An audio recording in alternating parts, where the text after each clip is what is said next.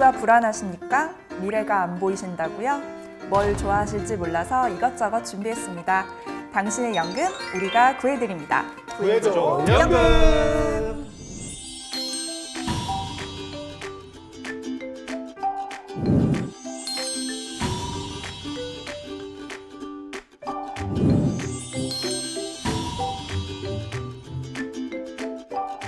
구해줘 연금 5화의 주제가 퇴직 전 이것만 준비하자?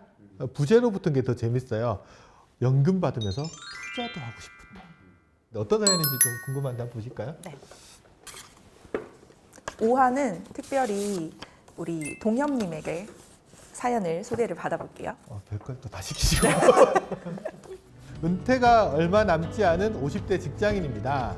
이제 곧 저도 월급이 아닌 연금으로 생활해야 될 때가 오는데 예금에 넣어주고 이자만 받아 생활할 수 있으면 좋겠지만 그렇게 하기에는 금리가 너무 낮네요.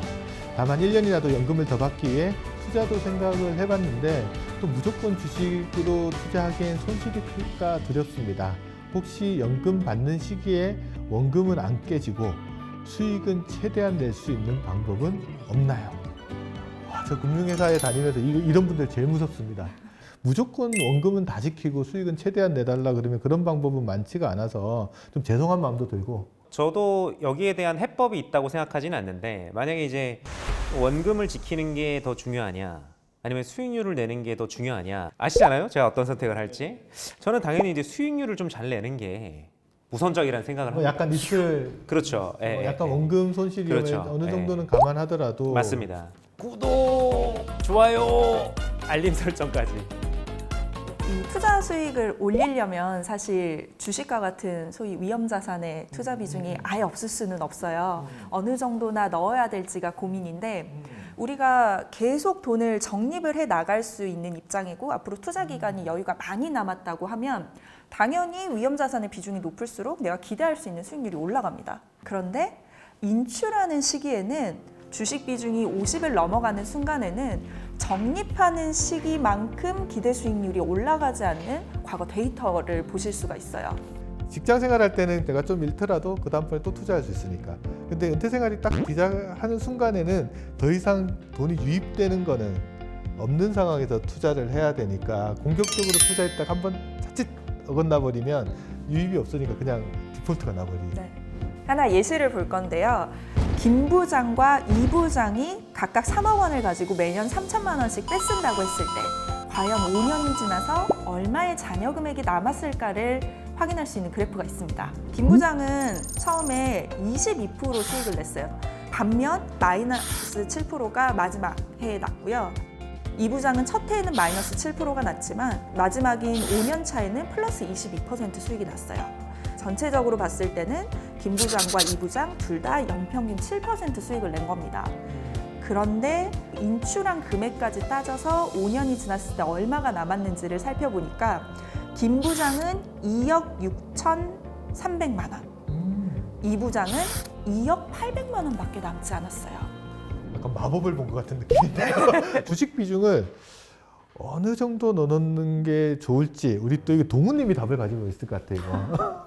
갑자기 또 이렇게 질문을 또 곤란하게 하시는데 약간 좀 아쉬운 예금 금리나 너무 변동성이 높은 주식 투자를 보완할 수 있는 그런 적격 투자처가 좀 있기는 있는 것 같아요. 어떤 거예요? 그게 뭐냐면 바로 인컴 수익에 투자를 하는 겁니다. 인컴 수익이라고 하는 게 뭐냐면 일반적으로 우리가 주식을 투자를 하면 보통 싸게 사서 비싸게 파는 그런 전략을 많이 생각을 하시잖아요.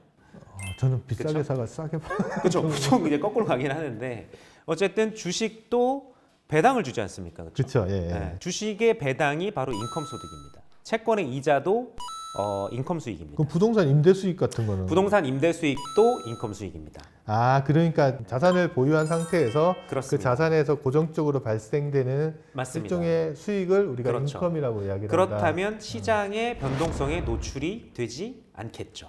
상대적으로 이 자산 가격의 변동성보다는 인컴의 변동성이 조금 더 낮으니까 맞습니다. 투자하는 네. 입장에서 조금 그렇죠. 더 안정적으로 할 수 있다는 맞습니다. 말씀이죠. 아주 좋은 대안이 될 수 있겠다라는 그런 생각이 들고요. 주식의 배당 수익률을 보면은 사실은 과거에는 예금 금리가 더 좋았어요. 근데 저성장이나 저금리 상태에 빠지게 되면서 금리와 배당이 역전되는 그런 모양을 보여주고 있습니다. 그래서 우리나라도 인컴 수익에 대한 그런 관심을 가져야 되는 그런 시기가 온 게 아닌가에 대한 그런 생각을 좀 해봅니다. 근데 중요한 거는 그런 게 있는 것도 알고 하겠는데 내가 투자하려고 찾으려면 어렵잖아요. 그렇다고 돈도 많지도 않은데 뭐 부동산을 살 수도 없고 채권도 거래하려면 거액이 필요한 걸로 저는 알고 있는데 맞습니다.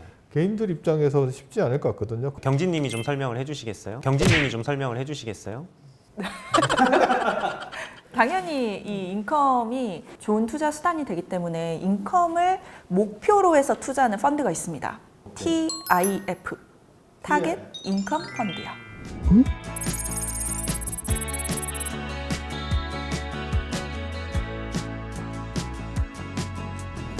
구독, 좋아요. 우리 지난 시간인가 배웠던 거랑 좀 헷갈리는 것 같은데 그때는 TDF라고 하는 게 있었고 이번에 또 TIF인데 뭐 이거 형제인가요 이거? 사실 이름은 비슷한데 두 개는 다른 펀드고요. 어떻게 달라요? 그러면? TDF는 타겟 데이트, 목표 시점까지 투자 비중이 이렇게 자동으로 조절이 되는 펀드. TIF는 앞서 얘기한 부동산에서의 배당, 주식에서의 배당, 채권에서 이자 이런 인컴 자산을 타겟으로 하는 펀드고요. 이런 자산 간의 비중 조절은 있을 수 있지만 TDF처럼 생애 주기에 따라서 이 비중이 점점 줄어든다거나 늘어난다거나 하는 구조는 아니에요. 그러면 처음에 시작할 때 주식의 비중이 일정 수준 정해지면 그게 계속 동일하게 유지된다는 네, 거죠? 그 수준이 쭉 유지가 되고 보통 한 몇 퍼센트 정도 비중인가요? 보통 주식의 비중을 30% 내외로 보시면 되고요. 나머지는 채권 또는 부동산이나 다른 대체 자산으로 현재는 투자가 되고 있습니다. 저번에 저희가 TDF 공부하다 보니까 TDF도 운용사마다 여러 개가 있고 뭐라 그래 빈티지도 여러 개 있고 막 그랬는데 TIF는 어때요? 종류가 뭐 이것도 다양한가요? TIF도 운용사마다 종류가 여러 가지가 있는데 운용사마다 운용하는 특징이 TDF보다는 조금 더 차별화가 돼 있는 게 TIF인 것 같아요. 단순히 주식과 채권만 가지고 위험자산과 안전자산으로서의 인컴자산과 주식을 사고 팔았을 때의 자본 차익을 노리는 건지 아니면 부동산에서 나오는 배당도 꽤 의미 있는 비중으로 투자를 하고 있는 TIF도 있습니다. 이런 TIF는 운용사마다 그 안에 담고 있는 자산의 차이가 있기 때문에 자산을 어떻게 투자하고 있는지를 핵심으로 골라서 투자를 해주시는 게 좋겠어요. 그럼 TIF를 고를 때는 그러니까 그 TIF의 주식의 비중이 한 어느 정도 되는지 일단 봐라. 이게 운용사마다 다를 수 있는 거죠. 맞습니다. 다를 수 있습니다. 그거 파악하시고 자기한테 맞는 거 고르면 되고 두 번째 주식 외에 자산들에 뭐가 투자되고 있는지 그 비중도 좀 꼼꼼히 맞습니다. 살펴보고 이게 글로벌하게도 막 자산이 막 투자되는 건가요? 맞습니다. 글로벌하게 다 다양하게 자산을 분산해서 투자를 하고 있고요. 글로벌 분산 투자를 한다고는 하지만 실제로 인컴을 제대로 주는지에 대해서는 여러분들께서 꼼꼼히 이렇게 점검을 해보실 필요가 있습니다. 그래서 필요하면 전문가의 도움을 받아서 이런 거에 대해서 투자를 검토해 보시는 것도 좋겠다 이런 생각이 좀 들고요. 약간 무식한 질문 같은데 우리 경진님한테 한번 물어볼게요. TIF는 은퇴자만 투자할 수 있다? 아닙니다. TIF는 누구나 투자를 할 수 있어요. 내가 은퇴가 20년, 30년 남았는데 이 인컴 자산이 그래도 예금보다 조금 매력적인 자산으로서 투자해보고 싶다라고 하면 누구든지 투자할 수 있습니다. 구독! 좋아요! 저희가 5타 동안 진행을 하면서 나름 좀 덜 지루하게 해보려고 농담도 섞어서 하고 과한 말도 있고 그랬는데 다 좀 애정 있게 봐주시고요. 다양한 고민들 나눠주신 분들한테 일단 감사드리고 그분들 고민들이 이걸로 해서 조금이라도 좀 해소가 됐으면 하는 저희 기대도 좀 있습니다. 동우님 간단하게 소감 한번. 네, 그 5화 진행하면서 사연자들에 대한 부분들과 많이 공감하면서 많은 걸 또 느꼈고요. 또 제 개인적인 그런 은퇴 자금에 대한 투자도 다시 한번 돌아보게 되는 그런 계기였던 것 같습니다. 사실 늦었다고 생각할 때가 그렇게 늦은 건 아닙니다. 보신 분들은 꼭 내 연금도 체크해 보시고 어떻게 투자할지도 고민하셔서 현명한 연금 생활을 누리셨으면 좋겠어요. 정말 늦었을 때는요. 알면서 아무것도 안 할 때가 정말 늦은 겁니다. 그래서 이 방송 들으신 분들은 뭔가를 좀 액션을 좀 하시는 계기가 되는 걸로 이 방송을 삼았으면 좋겠습니다. 그동안 저희 방송 시청해 주셔서 너무 감사드리고요. 다음번에 또 찾아뵐 기회를 저희가 만들어 보도록 하겠습니다. 마지막으로 다 한번 외쳐볼까요? 구해줘 연금!